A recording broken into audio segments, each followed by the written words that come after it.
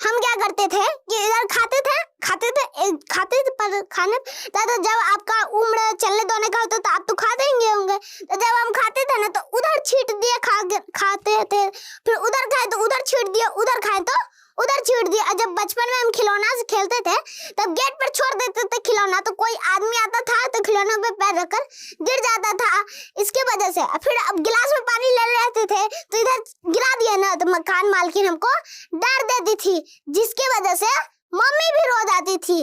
तब मैं कहता था कि जीवन में किसी के लिए आंसू मत बहाइएगा, जीवन में किसी के लिए आंसू मत बहाइएगा।